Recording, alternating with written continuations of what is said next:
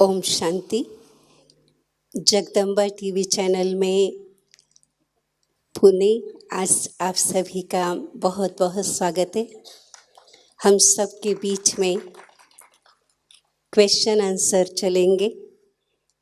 आदरणीय करुणा बहन जी जो खास ब्रह्मा कुमारी ईश्वरीय विश्वविद्यालय भोसरी सेवा केंद्र से पधारे हुए हैं, जो प्रश्न पूछेंगे। हमारे बीच में जवाब देने वाले आदरणीय सुनंदा दीदी जी जो ब्रह्मा कुमारी के पूना के सब जोन इंचार्ज है, कोल्हापुर सेवा केंद्र इंचार्ज है, वो उपस्थित है। साथ साथ नलिनी दीदी जी जो पूना मीरा सोसाइटी सेवा केंद्र के इंचार्ज है, और ब्रह्मा कुमारी शोभा बहन जी जो गोवा से है, वो भी उपस्थित है। तभी हम एक क्वेश्चन आंसर का कार्यक्रम शुरू करते हैं। मैं निवेदन करती हूँ करुणा बहन जी से। करुणा बहन जी प्रश्न पूछेंगे। ओम शांति। वैसे तो इस साल हम सभी को बाबा ने सभी प्रश्नों से पार समाप्ति वर्ष मनाने के लिए और संपूर्ण बनने के लिए कहा हुआ है, और हमारे सभी प्रश्नों का जवाब मुरली से मिलता ही है, और साथ में बड़े हम सभी के सामने एग्जाम्पल है, उनको देखकर हम सभी अपने आप को भी बनाने की कोशिश करते हैं, तो भी कोई ना कोई प्रश्न हमारे मन में रहता है। तो इस हिसाब से आज हम सभी अपने प्रश्नों का जवाब पाएंगे। आदरणीय नलिनी बहन जी, आदरणीय सुनंदा बहन जी और शोभा बहन जी के द्वारा। तो पहला प्रश्न है, सेवा केंद्र की जिम्मेवारी संभालते हुए स्वपुरुषार्थ स्वोन्नति का ध्यान कैसे रखें? आने वाले ईश्वरीय विद्यार्थियों के साथ हमारा श्रेष्ठ व्यवहार हो रहा है, ये कैसे समझे? एक प्रश्न में ही दूसरा प्रश्न है, सेवा केंद्र की जिम्मेवारी संभालते हुए स्वपुरुषार्थ स्वोन्नति का अटेंशन कैसे रखें?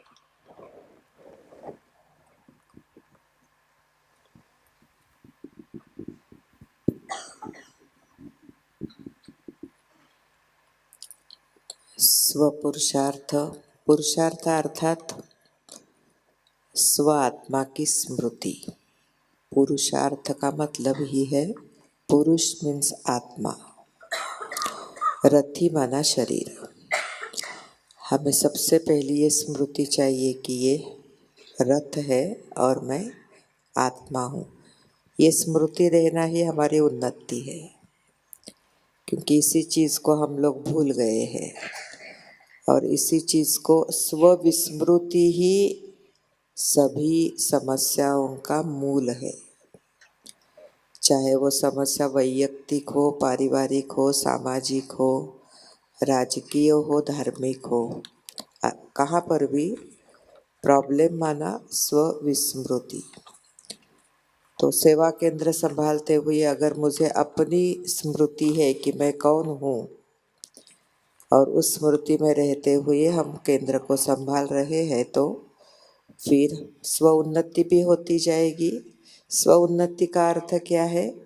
स्व आत्मा ने जो सतोगुण बदल करके तमोगुण में स्वयं को बदली कर दिया है, अब तमोगुण से फिर सतोगुण धारण करना है। यही हमारी सही उन्नति है, और वो हम सेवा केंद्र संभालते हुए भी कर सकते हैं। मेरे सतोगुण बढ़ रहे हैं, माना ही मेरी उन्नति हो रही है। मैं हल्की रहती हूँ, माना ही मेरी उन्नति हो रही है। मुझे परमात्मा याद रहता है, निमित्त भावना याद रहती है, और मैं सबके साथ प्रेम प्यार से चल रही हूँ। इसका ही अर्थ है मेरी उन्नति हो रही है। और ये सारी ध्यान देने की बातें हैं। एक तो मन को लक्ष्य देना चाहिए, दूसरा साथ साथ ध्यान देना चाहिए। जैसे एक गाड़ी चलाने वाला ड्राइवर होता है, वो पहले गाड़ी चलाने की प्रैक्टिस करता है, फिर प्रैक्टिस करने के बाद वो गाड़ी चलाता है, लेकिन गाड़ी चलाता है फिर भी उसका गाड़ी के हर हलचल पर ध्यान होता है। उसी प्रकार हमारा भी है, उसका गाड़ी पर ध्यान होता है तो गाड़ी को सुरक्षित वो ले जाता है जहाँ उसको ले जाना है, तो अंतिम पड़ाव पर वो पहुंच जाता है, माना उसकी उस रीति उन्नति हो गई। इसी प्रकार हमारा भी है। हम बाबा के मुरली से ज्ञान की बातें सुनते हैं, लेकिन उसको ध्यान में रखते हुए फिर सारा कारोबार हम करते रहे, ताकि स्वयं भी संतुष्ट रहे, दूसरे भी हमारे से संतुष्ट उसमें ये रहे। प्रश्न है कि स्टूडेंट के साथ भी हमारा व्यवहार अच्छा है, ये कैसे समझे? अच्छा व्यवहार रहने के लिए दो बातें करनी पड़ती है। एक देखो हम रिस्पेक्ट किसको देते हैं? एक कलेक्टर को देते हैं, राजनैतिक क्षेत्र के व्यक्ति को देते हैं। भले हमको मालूम होता है कि ये किस प्रकार चलता है, फिर भी हम इसको रिस्पेक्ट देते, क्योंकि हम उसके पद को देखते हैं। दूसरा रिस्पेक्ट गुण को देखने से होता है। जब हम सामने वाले की महानता को बुद्धि में रखते हैं, हमें यहाँ पर थोड़ा प्रयास ये करना होता है कि अभी वो व्यक्ति भले महान नहीं दिखाई देता है उसके बोलों से, उसके चलन से, लेकिन हमें वो याद रखना है कि ये महान व्यक्ति है, जो केंद्र पर आया है, रेगुलर आ रहा है, माना ही वो महान है, वो देव आत्मा है। वो सारी बातें बुद्धि में रखते हुए, यहाँ बुद्धि की कसरत है सारी, बुद्धि में रखते हुए वो महान है, श्रेष्ठ है, भगवान की संतान है, यहाँ कुछ लेने के लिए आया है, मेरा पार्ट देने का है। ये सारी बातें अगर हम बुद्धि में रखते हैं तो आप ही उनके साथ व्यवहार हमारा अच्छा हो जाता है। और दूसरा प्रश्न है, बढ़ती हुई सेवा को देखते हुए हैंड्स की कमी को देखते, हैंड्स तैयार हो उसकी युक्ति क्या है? नलिनी बेन जी।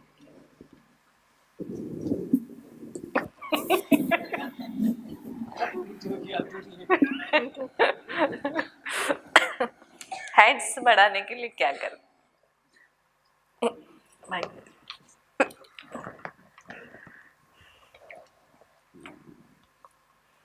ओम शांति। ये तो सबके मन में, हर एक के मन में जरूर प्रश्न होगा। तो विस्तार तो होता जा रहा है। पहले सेवाएं सीमित रूप में थी, अब तो सागर के समान सेवाओं का विस्तार हो रहा है, और उसको संभालने के लिए, सुचारू रीति से चलाने के लिए हम भी हर एक बहनें अपनी अपनी रीति से प्रयत्न करती है, पुरुषार्थ करती है।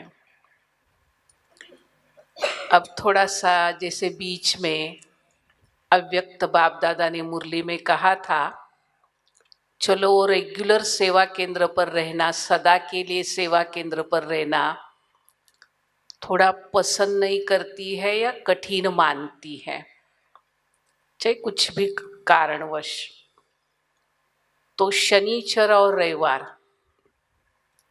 2 दिन तो आ सकती है ना। शायद बाबा ने ये कुमारियों के साथ मुलाकात की थी, तो हम भी उनको पहले पहले अपने रूहानी संग में लाने के लिए ये नहीं हम भावना रखें, ये नहीं कंपल्शन करें कि वो सदा के लिए सेवा केंद्र पर रहे, लेकिन एक शनिचर होता है और एक रविवार होता है, तो 2 दिन के लिए भी सही आती है सेवा केंद्र पर। कई कन्याएं ऐसी होती है कि जो वो सर्विस करती है, और सर्विस करते करते उनका जो छुट्टी का दिन है वो हो भी नहीं सकता है कि वो रविवार ही होगा, तो छुट्टी के दिन अगर वो आती है सेंटर पर, तो ऐसा भी नहीं उन नई कन्याओं को हम आते ही सेवा में लगाए। तो जैसे हमारे 4 सब्जेक्ट है, 4 सब्जेक्ट को वो अपनी जीवन में समझे, धारण करे, और उसकी रुचि भी किसमें है ये भी हम थोड़ा सा देखेंगे। और इस जीवन के अंदर क्या क्या फायदे हैं, क्या क्या लाभ है, तो हमेशा उसके साथ हम सकारात्मक बातें, पॉजिटिव बातें करें, ताकि उसको इस जीवन के प्रति, जीवन बनाने के प्रति रुचि भी हो और वो इस बात का प्रयत्न भी करते रहेंगे। उसको हम कभी पब्लिक फंक्शन में भी लेके जाएंगे, उसके अंदर जो कला है उसको भी हम प्रधानता देंगे, और साथ साथ जो हमारे सेवा केंद्र पर जो बड़ी बहनें हैं उनके संग में, उनके कनेक्शन में भी उसको लाएंगे।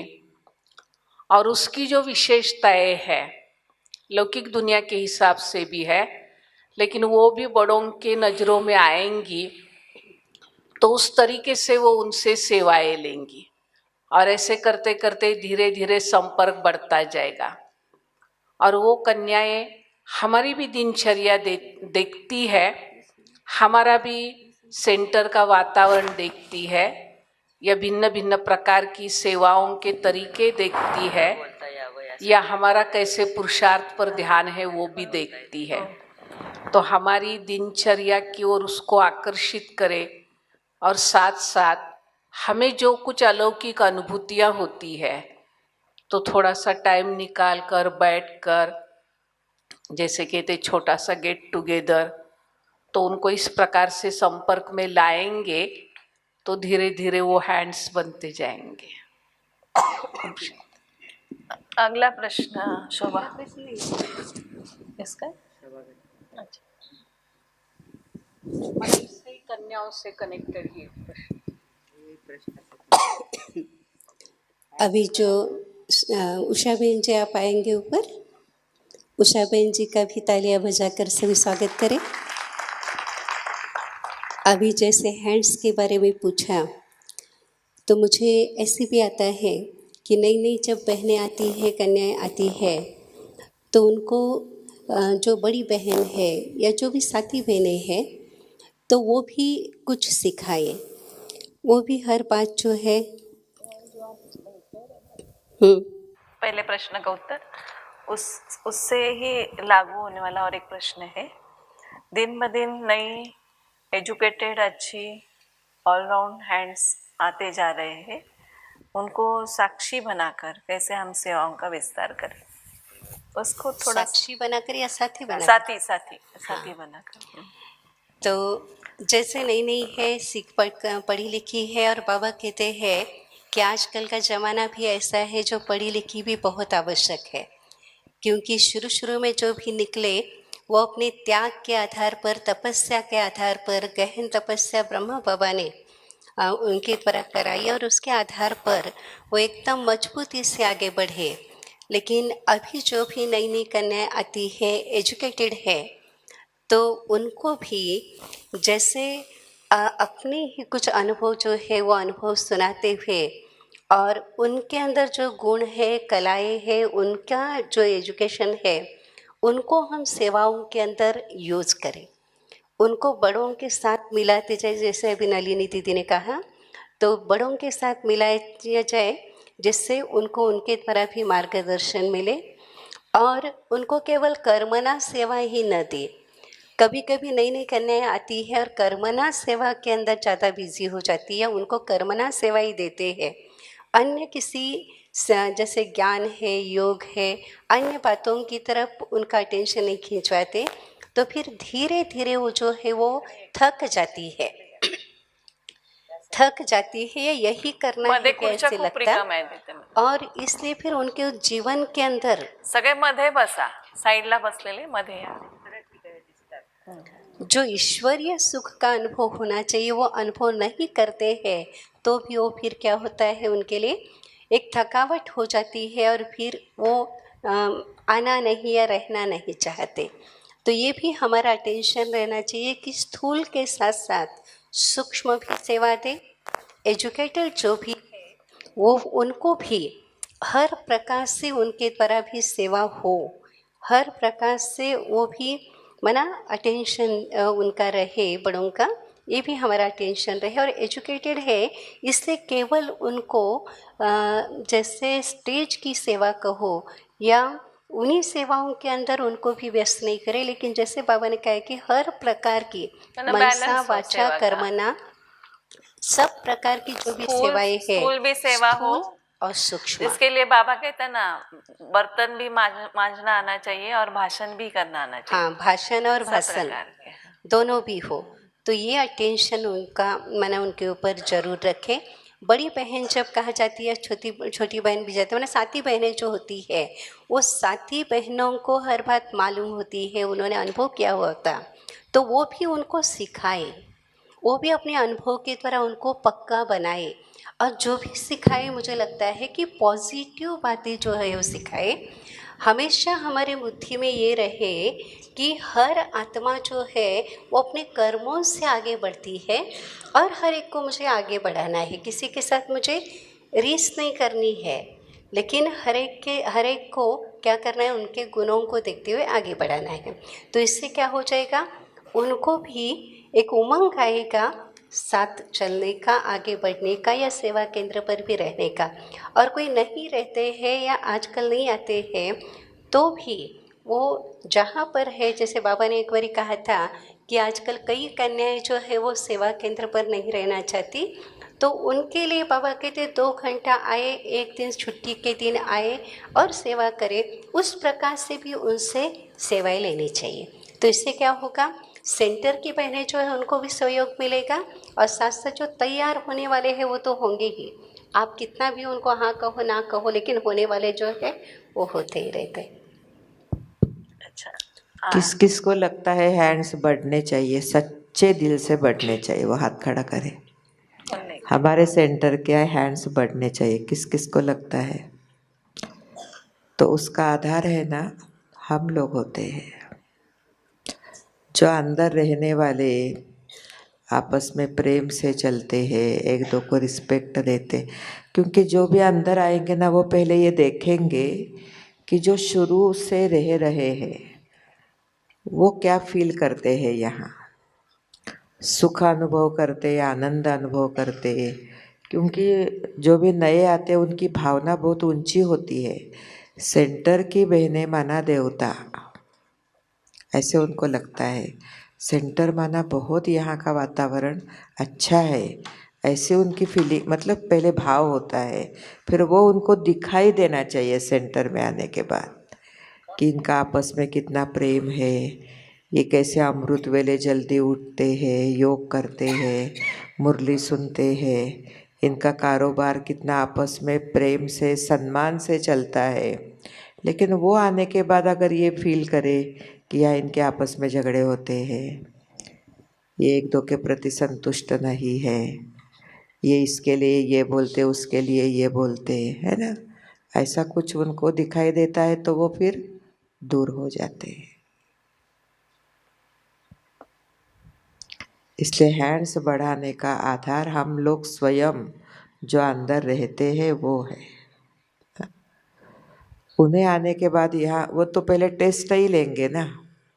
अगर आप जो रहने वाले हैं वो उनको दुखी दिखाई दे, या इनके अंदर भी परचिंतन है, ये है, बड़ों के प्रति भावना नहीं है, या ये अमृत वेले नहीं उठते हैं, इनका कोई नियम पूर्वक जीवन नहीं है, ये तो मोबाइल देखते रहते हैं, तो बोल से भी अधिक कर्म से सिखाना होता है। तो हम सभी अंदर रहने वाले जितने संतुष्ट और एक दो को रिगार्ड देते हुए रूहानियत में रहते हैं, आप ही संख्या बढ़ेगी। कल का वरदान याद करो,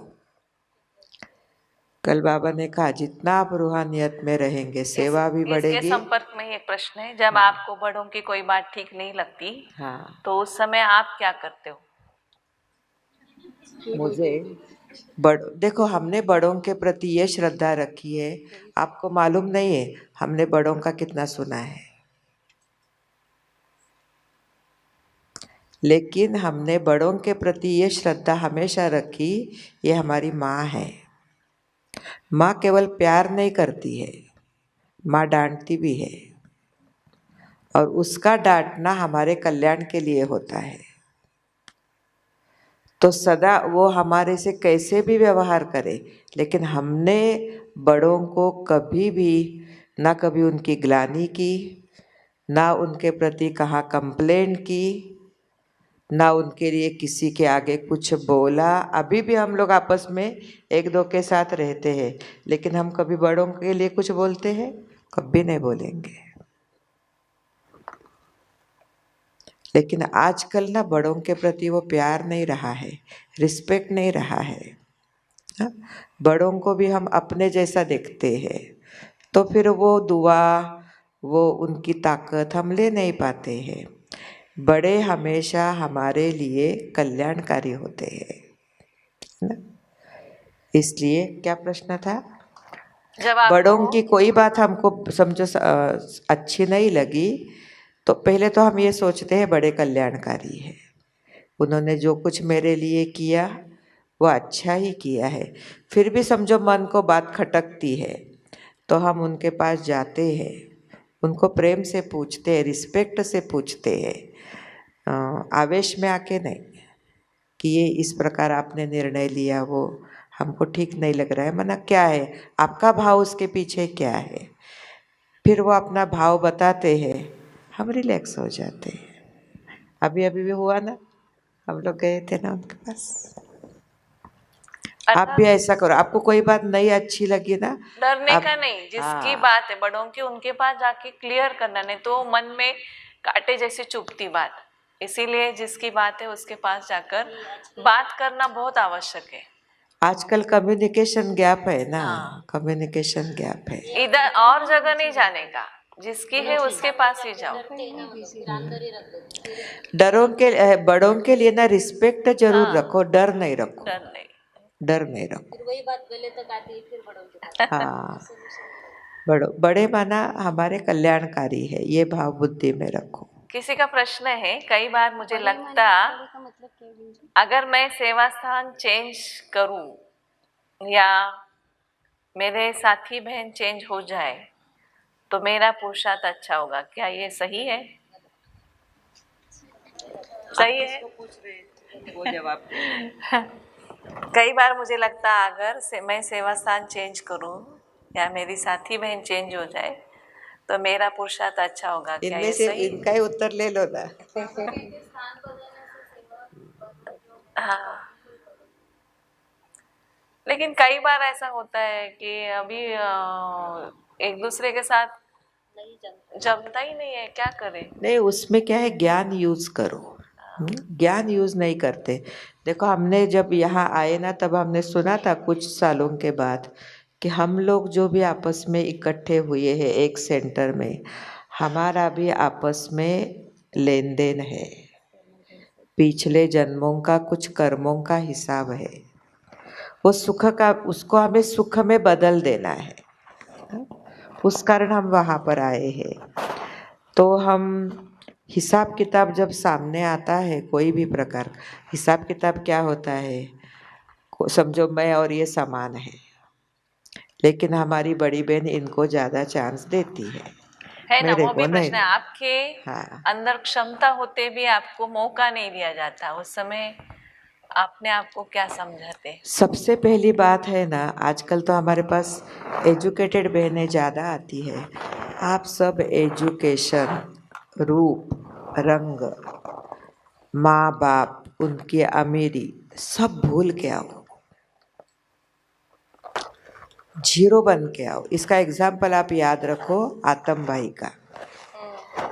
आतम भाई ने हमको एक दिन कहा कि मैं एमएससी गोल्ड मेडलिस्ट हूँ, एमएससी में गोल्ड मेडलिस्ट। तो जब मैं यज्ञ में आया, दादी जी से मिला, तो मुझे ये बार बार आता था कि मैं कितना बड़ा हूँ, ऐसे कैसे यहाँ आ गया। फिर उसको तो टोली डिपार्टमेंट में पूछा दादी ने, टोली में कौन सेवा करेगा। अभी MSc गोल्ड मेडल उस समय का 71-72 का भाई लाखों रुपए कमा सकता था, है ना। और तो उन्होंने कहा कि मैंने पहले क्या किया, मेरी डिग्री को जलाया, मेरे सर्टिफिकेट को मैंने जला दिया। नहीं तो मुझे बार बार यही रहेगा कि मैं इतना पढ़ा हुआ हूँ, मैं इतना हूँ, ये हूँ, वो हूँ। अभी हमको जलाने की बात नहीं, लेकिन हमको ये भूलना है हम केवल आत्मा होके आए, केवल ईश्वर की संतान होकर के आए। हम अगर ये बुद्धि में रखेंगे मेरे माँ बाप ऐसे हैं, मैं स्वयं इस प्रकार की हूँ, मैं बहुत कुछ कर मैं कहाँ से आया, आप क्या कर सकते हैं। आपके द्वारा भगवान करा रहा है, इसलिए हो रहा है। तो मेरे अंदर क्षमता कहाँ है कि आपके अंदर की क्षमता। आप जीरो बनो तभी हीरो बन सकेंगे। आप सेंटर में आए माना ये बुद्धि में रखो, जो सेवा मिले मुझे प्रेम से करनी है। हम देखो आज देखते हैं, अभी मैं कोल्हापुर का एग्जाम्पल देती हूँ। वहाँ एक चंद्रशेखर भाई है, बिल्कुल पढ़ा लिखा नहीं है, लेकिन वो भोजन बहुत सुंदर बनाता है। आज हमको हर गुरुवार के दिन, हर भोग के समय, हर समय हम उसको ही याद करते हैं उसको। और वो भाई भी कभी अभिमान नहीं दिखाता, कभी किसी को अशांत नहीं करता। शुरू तो क्या करते हैं हम लोग, पहले टेस्ट ही देखेंगे ना कि किसको ये आता है अंदर, कैसे रहता है, कैसे सबके साथ चलता है। फिर हम फाइनल करते हैं इसको कहाँ तक आगे बढ़ाना है, इसको कहाँ तक आगे ले जाना है। अगर हम शुरू में ही टकराव शुरू करें, झगड़ना शुरू करें, मेरे अंदर क्षमता है, मुझे चांस नहीं मिलता है, इनको चांस मिलता है, तो भगवान ऊपर बैठ के देख रहा है सारा, है ना। फिर वो कैसे हमको चांस देगा। इसलिए मुझे तो बार बार यही संकल्प हमेशा आता है, हम पहले हम यहाँ क्यों आए हैं, किस लिए आए हैं, मेरा मेन पर्पस क्या है, ये हम बार बार स्वयं को समझाए। और मेरा मेन पर्पस है स्वयं को बदलना, स्वयं को पावन बनाना, स्वयं को पावन बनाना, सतो प्रधान बनाना। फिर बाबा उसके द्वारा आप ही जो चाहिए वो कर लेगा, आपको मालूम भी नहीं पड़ेगा बाबा क्या क्या कराएगा। ठीक है, चुभी नहीं ना बात मेरी। हाँ, आगे थोड़ी सी भी सेवा की तो थकावट आती है, सोने की नींद होती है। ऐसे मुक्त कैसे हो उषा बहन जी? योग करते, मुरली सुनते तो भी सुस्ती आती है। फ्रेश रहने का तरीका आप कौन सा यूज करते हैं? ओम शांति। वैसे तो ये प्रश्न इन्हें पूछना चाहिए, क्योंकि हम सभी चुस्त बाबा के बच्चे हैं, सुस्त नहीं है। और बाबा हमें रोज चुस्त बनने के लिए ज्ञान योग से मालिश भी करता है, पॉलिश भी करता है। और मैं अपने अनुभव से कहूँ तो हम भी बड़ों के साथ रहे हैं, लेकिन आपको यकीन नहीं होगा, जितने भी साल रहे 30-35 साल बहन जी के साथ, सिर्फ 1 घंटा रात को नींद करती थी मैं। आप कहेंगे कैसे? तो बहन जी को रात को 1 बजे दवाई देनी होती थी, उसके बाद हम सोते थे। और बहन जी का ये नियम था कि 3:30 बजे बराबर वो उठ जाते थे, 3 बजे या 3:30 बजे। और जब वो उठ जाते 3:30 बजे, फिर कभी भी बिस्तर पर वो नहीं जाते थे। तो हम लोग अलर्ट हो जाते थे ना, तो बहन जी अगर नहीं सोते थे हम भी नहीं सोते थे, तो सिर्फ 1 घंटा सो जाते थे। लेकिन कभी भी थकावट ऐसी महसूस नहीं की। ऐसी थकावट आती है क्योंकि इस सेवा में हमने बिजी कर दिया। ऐसे एक भी समय नहीं गया हमारा कि हमने सेवा ये नहीं की। और हमने भी यही आदत डाली, आदत लगाई कि हम भी कभी फिर बिस्तर पे नहीं जाते। अभी तो अलग बात है, बाहर जाना होता है, सेवा पर जाना होता है, लेकिन जितने भी बड़ों के साथ रहे तो हम सदैव अलर्ट और चुस्त रहे, कभी भी सुस्ती को आने नहीं दिए। और जब भी ऐसा लगता था या समझो अभी लगता है किसी को तो शारीरिक कमजोरी हो जाती है।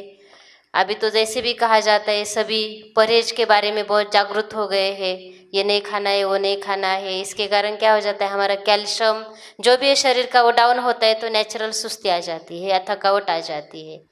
तो आप उसका भी ध्यान रखो, समय प्रति समय वो भी होना चाहिए, तंदुरुस्ती भी होना चाहिए, लेकिन सुस्ती नहीं आनी चाहिए। बाबा के घर में अगर सुस्ती आएंगे तो फिर सारा चांस चला जाएगा। हम जितना भी चुस्त रखें अपने आप को, जितना भी रखें, अभी तो हम वर्तमान देखते हैं कि मुझे यही सेवा मिली बस मुझे वही सेवा करनी है, लेकिन हम जब करते अभी भी हम करते, जैसे हमारे साथ बहन जी रहते, हम अभी भी करते, कुछ भी पड़ा है तो हम उठाएंगे उसको जगह पर रखेंगे, लेकिन कोई कहते नहीं वो मेरी सेवा नहीं है।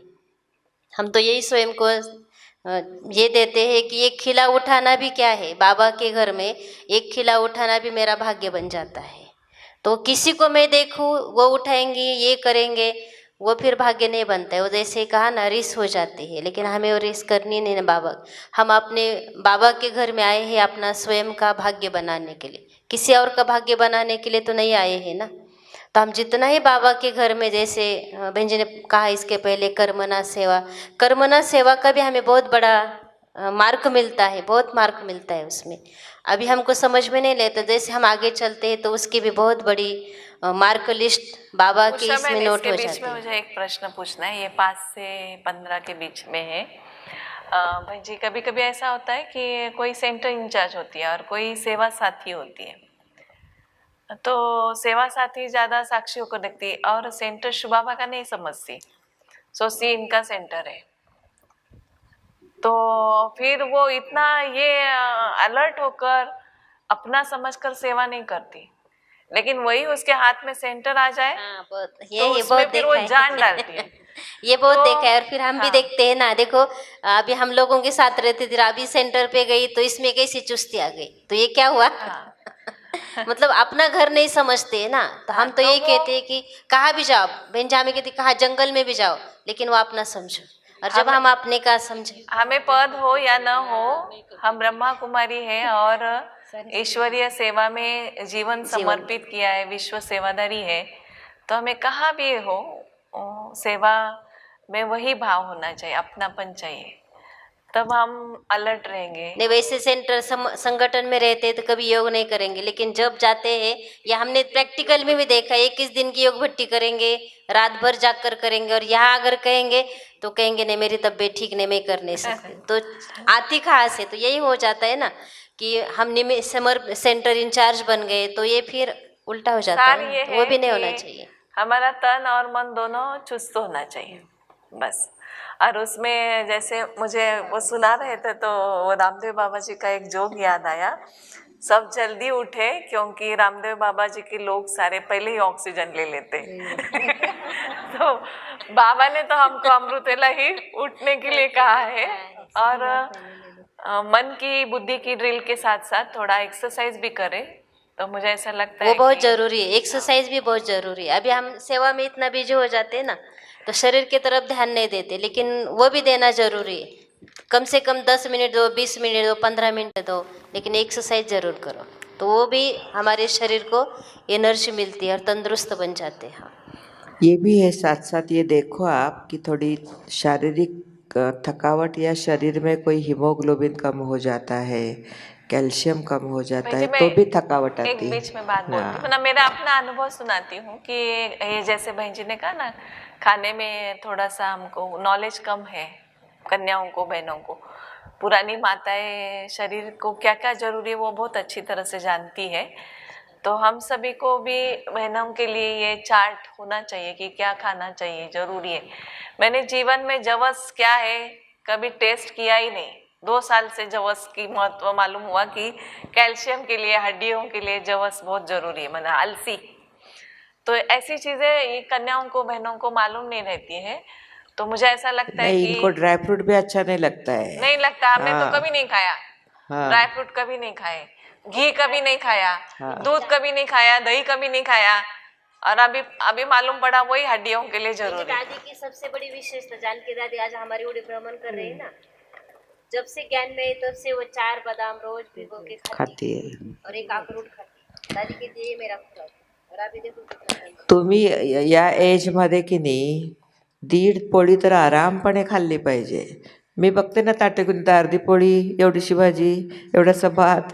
ते कसं ते आणि शरीराला आणि ताकद मिळणार? त्याच्यामध्ये व्हॉट्सअपवरचे खाण्याचे हा, हे हेल्थसाठी खूप कॉन्शियस जागृत झालेत सगळे, कळलं नाही? हे बघा, भरपूर खाल्लं पाहिजे आणि भरपूर काम केलं पाहिजे, कळलं? दोन्ही केलं पाहिजे. खाणार पण थोडं आणि सेवा पण करणार. नॅचरल आहे ना. आणि दुसरं पण आहे सुस्तीचं कारण, जर मनात उमंग नसेल, कळलं? हा, नवीनता नाही, उमंग नाही, हा, किंवा सारखं दुसऱ्यांकडे बघतोय, त्याला हे मिळालं, ह्याला हे योग का मिळालं, चेहरा ह्याला हे देखकर ऐसा मिळालं, लगता है हा. ना कोई उमंग है ना कोई. अच्छा, अगला प्रश्न. बहिणजी, माझा प्रश्न असा आहे की एखाद्या बहिणीमध्ये दुसऱ्या आत्म्याची प्रवेशता झाली किंवा कोणी जादू टोना केला तर त्या बहिणीला मांत्रिक किंवा तांत्रिकाकडे जाणे योग्य आहे का, किंवा यावर काही दुसरा उपाय आहे का? तुम्ही अशा वेळेला मोठ्यांशी संपर्क साधा. ह्याला आत्ता उत्तर नाही, इन जनरल उत्तर नाही. हो, कारण प्रत्येकाची परिस्थिती वेगळी असते, वेगळी असते. आत्ता मुरलीमध्ये बाबांनी सांगितलं ना, योग करा संघटितमध्ये बसून, पण त्या म्हणजे हा, म्हणूनच ते तेव्हा विचारलं पाहिजे. आणि ह्या गोष्टी ना तुम्ही तुमच्यात ठेवू नका. तुम्ही ना मोठ्यांना, आत्ता मला सुद्धा एक विचार आला, कोल्हापूरमध्ये एक मिलन म्हणून कन्या होती, तिला हा प्रॉब्लेम आला. आम्ही पण बरंच काय त्यावेळेला केलं, तरी पण ती ठीक नाही झाली. खरं मी कधी मोठ्यांना ओपन नाही झाले या बाबतीमध्ये. आम्ही आमच्यातच म्हणजे आपल्या भाई बहिणींना विचारणं, बहिणी आपापसामध्ये चर्चा करणं, आणि आम्ही तिला काय करत राहिलो. तिला थोडा शारीरिकही प्रॉब्लेम होता, त्यात हा पण होता असं आम्हाला संदेशमध्ये कळालं. पण लास्ट तिनं शरीर सोडलं. मग तेव्हा मी एकदा संतोष दीदींशी बोलत होते, तेव्हा दीदी मला म्हणाल्या, बरहानपुर में एक बहुत अच्छा कोई व्यक्ति है, वो कैसी भी प्रवेशता हो उसको निकालता है. मी म्हटलं, आपण हे मोठ्यांच्या कानावर जर घातलं असतं तर त्याने आपल्याला सुचवलं असतं की इथं नाही, इथं आहे असं असं. आणि याला हार्ड आणि फास्ट रूल नाही. मांत्रिकाकडे गेलंच पाहिजे असं नाही आणि गेलं नाही पाहिजे असं पण नाही, कळलं? त्यामुळे त्या वेळेला हा प्रश्न विचार. काल बाबाची परवा व्यक्तवाणीमध्ये पण सांगितलं ना, तर बाबाने स्पष्ट त्या वाणीमध्ये केलेलं आहे की ऐसा मत समझे कि हम बाबा के हैं तो हमें अतृप्त आत्मा का कोई अटैक नहीं हो सकता. हाँ, हिसाब किताब है ना आत्माओं का.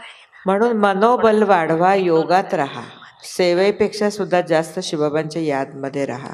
आणि यादमध्ये राहणं म्हणजे ॲक्युरेट टाईमला ॲक्युरेट डिसिजन आपोआपच होत जाते आपल्या हातून, कळलं? झालं? एक 3 है अजून. मुझे आत्मा को तो बाबा की बहुत अच्छी पालना मिल रही है, लेकिन कभी कभी ऐसा सुना है जो बहन 20-30 साल से सेंटर पर समर्पित है, सेंटर संभालती है, ऐसे बहन के प्रति बड़ों के मुख से शब्द निकलते कि आप घर जाओ, दूसरी बहन संभालेंगी. तो उस बहन ने उसको अपनी परीक्षा समझे, डोंट केयर करना है या श्रीमत समझकर वैसा करना चाहिए. याद ठेवा, आपण कुणाच्या घरी आलेलो नाही, आपण शिवबाबांच्या घरी आलो आहे. मोठी बहीण जर घरी जा म्हणत असेल, तुम्ही आमच्याशी कॉन्टॅक्ट करा. अजिबात निर्णय घ्यायचा नाही कुणी, मोठ्यांशी कॉन्टॅक्ट करायचा. नक्की काय झालेलं आहे, कधी कधी असंच म्हणतो माणूस, म्हणायला नाही पाहिजे. ॲक्च्युली घरी जा हा शब्द कुठल्याही मोठ्या बहिणीच्या तोंडातून कुणाप्रती पण निघाला नाही पाहिजे. निघत असेल तर रॉंग आहे. पण ती बहीण काय असं फारच त्रास देत असेल, चुकीचं काही करत असेल, तर मोठ्यांना सांगून तो प्रॉब्लेम आपण मिटवू शकतो. बाकी ते बघून तुम्ही शंकित होऊ नका. काय माहिती पुढे जाऊन मग आपलं पण असं होईल, किंवा आपल्यावरती असा प्रसंग आला तर मग काय करणार. नाही, हिसाब हा प्रत्येकाचा वेगळा असतो. आणि 25-30 वर्ष वालीला कधीही पाठवलं जात नाही. कारण आज आम्ही प्रॅक्टिकली बघतो कशा बहिणी आहेत स्वभाव संस्काराने, तरी पण त्यांना ॲडजस्ट करूनच चाललं जातं, कळलं? क्लास में कुछ भाई बहने हैं थोड़े नाजुक है, माना कुछ नियम धारणा समझा नहीं देते हैं तो सीरियस हो जाते, गंभीर होते या डरते हैं और आंतरिक बातें कहने में झिझकते हैं। वो कहते कि हमें लगता हम बहुत गलत है, तो उसके लिए हमें क्या करना चाहिए? पर्सनल लेवलवरच बात केली पाहिजे. नियम मर्यादा ज्या आहेत ना, एक आपण मला असं वाटते नेहमी की 1-2 महिन्यातून आपल्या ज्या नियम आहेत ना, 12-13 नियम आहेत, ते क्लासमध्ये वाचून दाखवले पाहिजेत. ती आपल्याकडे कमतरता आहे ॲक्च्युली. ते क्लासमध्ये वाचून दाखवले पाहिजेत, म्हणजे नवीनना नॅचरल नियम कळतात, है ना. जुन्यांना रिवाईज होतात. आणि समजा क्लास भरलेला आहे आणि कुणी एखादी व्यक्ती नियमामध्ये चालत नाही आहे, 1-2, आणि बाबांची मुरली येते, तर आपण त्या मुरलीला खूप स्पष्ट नाही केलं पाहिजे. हां. आपल्याला काय वाटतं, हाच गोल्डन चान्स आहे स्पष्ट करण्याचा, कळलं. म्हणून आपण चांगलं त्याला हे करतो, पण त्याला ते लागतं. मुरली ऐकून माणसांचा उमंग वाढला पाहिजे, ताकद वाढली पाहिजे, कुणाची शक्ती कमी नाही झाली पाहिजे. म्हणून मुरली वाचणाऱ्याचं हे खूप ध्यान पाहिजे. आणि जर कोणी नियमांमध्ये चालत नसेल तर त्याला पर्सनल बोलवा तुम्ही. पर्सनल बोलवून त्याला तुम्ही राय द्या. आणि राय देऊनसुद्धा जर तो मानत नसेल, पण तो नियम समजा बाहेर हॉटेलमध्ये जाऊन खातो, तुम्हाला सेंटरला तर काय प्रॉब्लेम नाही आहे ना. त्याच्या धारणेमध्ये जर कमी असेल तर त्याच्या मार्कमध्ये कमी, त्याच्या भाग्यात कमी. आपल्याला काय ते फार सिरियस घेऊन नाही चालणार. पण म्हणजे पण तो सेंटरला काही डिस्टर्ब करत असेल, नहीं, पण अपने को हमें लगता है ना कि वो परफेक्ट बने, अच्छा बने. परंतु सगळे परफेक्ट बनणार नाहीत ना. भगवान वाच नंबरवार पुरुषार्थानुसार आहे ना. मग तुम्ही काय येत तो तेही करणार नाही आणि तेही तो सोडूनच निघून जाईल सरळ, कळलं. मला एकदा आठवतंय, मुरलीमध्ये होतं महावाक्य, आप बहुत अच्छी अच्छी धारणाएं सिखाते हो, अच्छी बात है, लेकिन बाबा ने कहा था जिसको 50 mg की गोली चाहिए उसको 500 mg की गोली देंगे तो उसकी हालत क्या हो जाएगी, कळलं. तसंच इसीलिए हर आहे. आत्मा की अपनी अपनी कैपेसिटी है. प्रत्येकाला उमंगात ठेवा. इसमें अपना साक्षी भाव बढ़ाना पड़ेगा, है ना.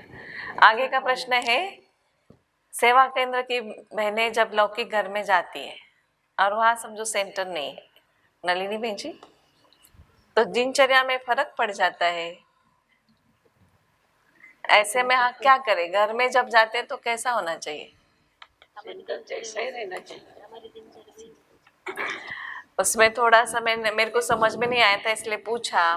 तो घर में जाने के बाद कई बहनें गाउन पर ही रहती है, सिविल ड्रेस, हाँ सिविल ड्रेस यूज करती है. घर जाने के बाद गाउन नहीं डालते, वो हाथ खड़ा करे, देखो कितनी कम है. जातेच नाही.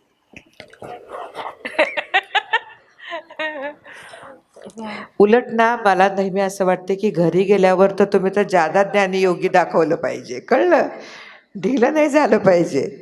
अजून सेंटरवर एखादा दिवस ढिलं झालं तर ठीक आहे, घरी गेल्यावर त्यांना वाटलं पाहिजे, अरे ही 4 वाजता उठती, ही मुरलीशिवाय राहत नाही, हिच्या बुद्धी ज्ञानयोगाशिवाय दुसरं काही नाही. तिथं जाऊन तुमचा रंग त्यांना लागला पाहिजे ना. त्यांच्या रंगात तुम्ही आला तर मग काय फायदा. नलिनी बहन जी, बरोबर आहे.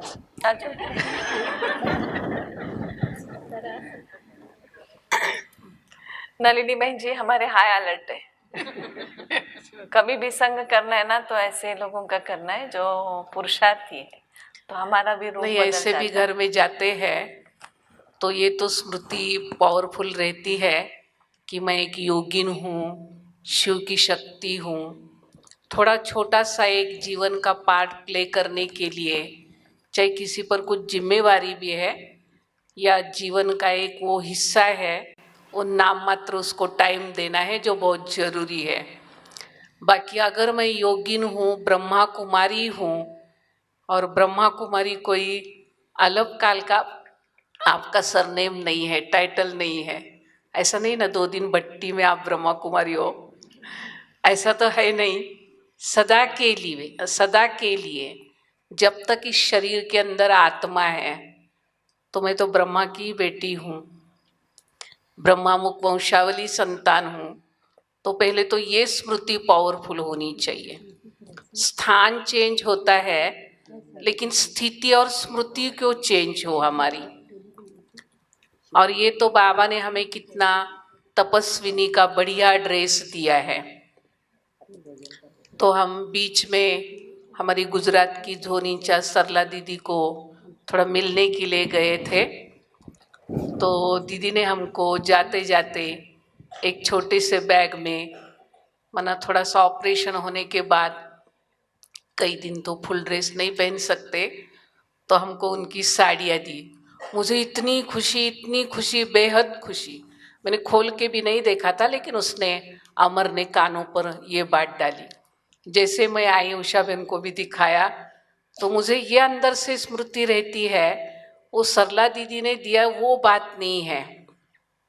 मैं बहनों को भी हमेशा फट से बोल दिया कि आप ऐसा इसको साड़ी मत समझो, आप इसको एक तपस्विनी का बहुत बढ़िया वस्त्र समझो। तो कोई भी बात में हमारा जितना भाव और भावना रहती है, तो मेरे अपने भी पार्ट में, मेरे अपनी भी जीवन में मेरी भाव और भावना होना कि हमारा जीवन कितना ऊंचा है।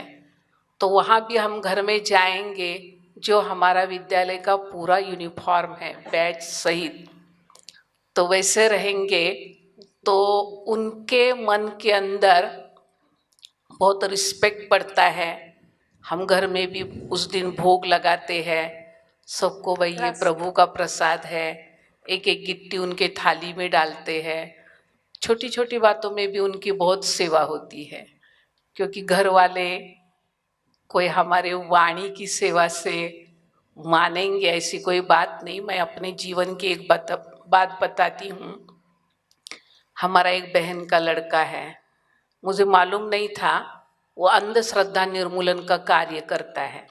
ऐसा ऊपर से तो कुछ किसी को बताता भी नहीं है, मुझे मालूम भी नहीं था। तो बीच बीच में उसको फोन करते हैं, तो मैंने पहले तो ओम शांति कहते हैं, फिर बाद में एक दिन उससे मिलने के लिए गए, तो कभी टोली कहते गुरुवार होगा, तो भोग कहते हैं। तो इतना तो नज़दीक आया कि मना जब भी फोन करेंगे तो वो भी ओम शांति कहता है। हमारा व्यवहार देखकर भी उनकी भी कई बातें बदल जाती, उनका भी सोच बदल जाता है। और शिव बाबा तो मुख में शब्द आता ही है। और तीसरी बात उसने ये जान ली, कभी सेंटर पर नहीं आता है। एक बार सुंदरी दीदी जी थे तो आया था, तो बहन जी ने बहुत दूर से उसको देखा, बोला ये रॉयल बच्चा कौन है। तो मैंने तो उनको कोई लौकिक पहचान नहीं दी, ऐसे सिर्फ नाम बताया।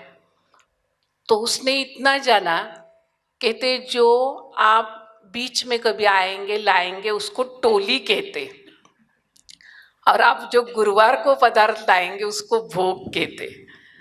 माना इतना भी समझो नजदीक आया, भले है अंदर श्रद्धा निर्मूलन का कार्य करता, परंतु इतना भी हमारे व्यवहार से थोड़ा थोड़ा नजदीक आता है। वाणी से तो इतना ज्ञान सुनते नहीं, तो वो सारी बातें हमारी रहन सहन देखकर उनके भी जीवन में एक छाप लग जाती है। हमें पीछे क्या छोड़ के आना है, यही बातें छोड़ के आनी जो विद्यालय में हमने सीखी। तो इसके कारण वहाँ भी हम इसी प्रकार से चलते रहेंगे।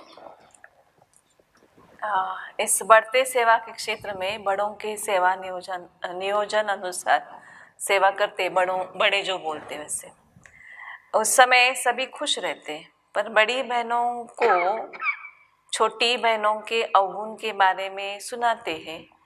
सुनी सुनाई बातों पर विश्वास रखकर वैसा व्यवहार किया जाता है।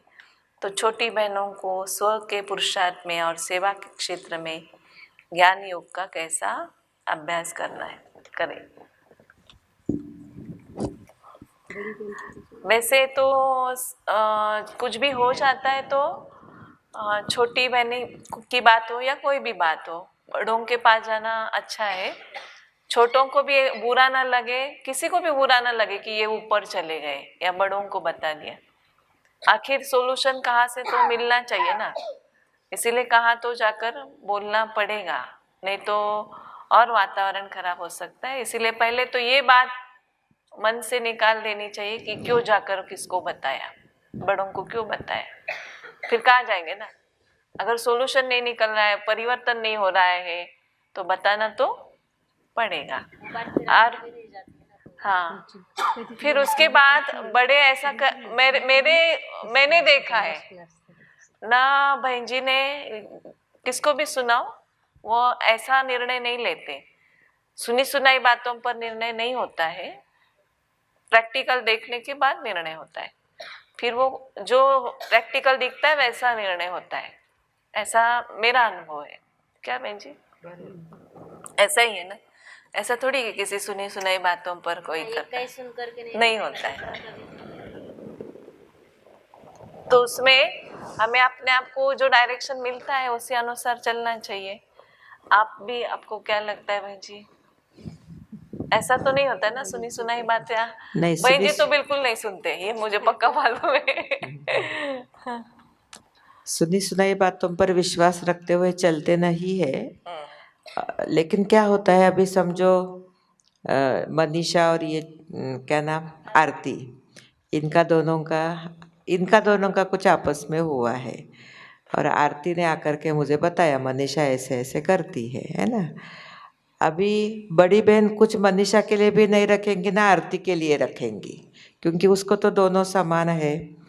लेकिन मनीषा के मन में चल रहा है ना कि आरती ने मेरे बारे में जाकर के कुछ बहन जी को बताया है, तो मनीषा जब मेरे पास आएगी ना तो वो उस भाव से आएगी। जैसी दृष्टि वैसी सृष्टि।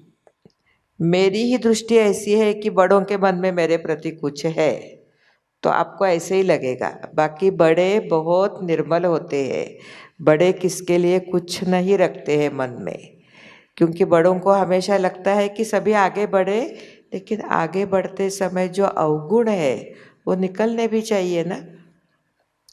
मेरी किसी ने कोई कंप्लेंट की, इसका मुझे बैड फीलिंग क्यों होनी चाहिए? क्यों होनी चाहिए? चलो, मैंने अगर सचमुच किया होगा तो हम जाकर के बोले हाँ बहन जी मेरे से हुआ, नहीं हुआ है तो बोले नहीं हुआ, बात समाप्त हो गई। बाकी उसका प्रपंच नहीं हमको बनाना चाहिए। अरे हमारे लिए भी बड़े बड़े उनके पास लेटर जाते हैं, है ना, लेटर जाते हैं, आप लोगों को मालूम नहीं। लेकिन हम सच होते ना तो हाँ। कितना भी लंबा लेटर भेजे कुछ नहीं होता है। इसलिए ना 2-3 बातें आप सभी रियलाइज करो। पहले तो आप आत्मा को बहुत रियलाइज करो कि आप सब स्वयं है कौन। आप साधारण इंसान नहीं है। आपकी मंदिर में पूजा हो रही है, आपके आगे जाकर के लोग मांग रहे हैं, है ना। फिर दूसरा रियलाइजेशन करो, भगवान ने आपको अपने स्थान पर बिठाया है। आप किसी बहन के पास नहीं आए हैं, किसी बहन के सेंटर पे नहीं आए हैं, आप भगवान के घर में आए हैं। भगवान आपका पति है, भगवान आपका पिता है, भगवान आपका सब कुछ है, और आप यहाँ पर भाग्य बनाने के लिए आए हो। इसलिए आप ईमाने इतबारे काम करते रहो। भगवान ऊपर से सब कुछ देख रहा है। मेरे ऊपर कोई ऐसे ही कलंक लगाए तो भी वो मिटा देगा, और मैंने किया ही है तो फिर कुछ नहीं कर सकता है। इसलिए सबसे अधिक विश्वास किस पर होना चाहिए? किस पर होना चाहिए? बोलो। सबसे विश्वास किस? अपने कर्मों पर, अपने कर्मों पर। आपने अच्छा कर्म किया, उसको कोई मिटा नहीं सकता। आपने खराब काम किया, उसको कोई बराबर बोल नहीं सकता। इसलिए कर्मों के प्रति सुजाग रहो। बाकी गुण अवगुण क्या, आज है कल निकल जाएंगे, है ना। ये टेम्पररी बात होती है। अर्थात हम कुछ भी बात हो जाए उसमें अगर हम गलत है तो उसको स्वीकार करना चाहिए, और राइट है तो हिम्मत साहस रखते हुए आगे बढ़ना चाहिए, उसमें फिर हमको कोई रोक नहीं सकता। अभी देखो छोटी सी बात कैसे होती है। मेरा आवाज़ बड़ा है, मैंने बड़े आवाज़ से कुछ बात की अभी सुनीता के साथ। सुनीता को लगा बहन जी ने मेरे ऊपर गुस्सा किया, है ना। अभी सुनीता क्या बोलेंगी, बहन जी ने गुस्सा किया। और बहन जी क्या बोलेंगी, नहीं मेरा आवाज़ बड़ा है, मैंने गुस्सा नहीं किया, मेरा आवाज़ बड़ा है। तो तुम्हारा आवाज़ बड़ा है तो छोटा करो ना उसको। तुमने बोला सामने वाले को गुस्सा लग रहा है तो आवाज़ को कम करो, परिवर्तन करो ना, छोटा करो। बाबा ने एक बार कहा था, वो माइक मशीन भी होता है, वो छोटा बड़ा करते हैं, तो क्या आप अपना आवाज़ नहीं कर सकते हैं क्या, है ना। ऐसे कि छोटी छोटी बातें होती है, कोई बड़ी बात नहीं होती है, लेकिन छोटी छोटी बात। और बैड फीलिंग में रहना, ये बैड आदत को मिटा दो पहले। आजकल मैंने देखा ना, बैड फीलिंग बहुत जल्दी आती है। बाबा ने इतने सुंदर फीलिंग दी है, उसमें हम कम रहते हैं, छोटी छोटी बातों की फीलिंग में बहुत जल्दी आ जाते हैं। और हर समय ये देखो कि मैं बाबा की आज्ञा के अनुसार चलती रहूँ, सब ठीक ही होता जाएगा।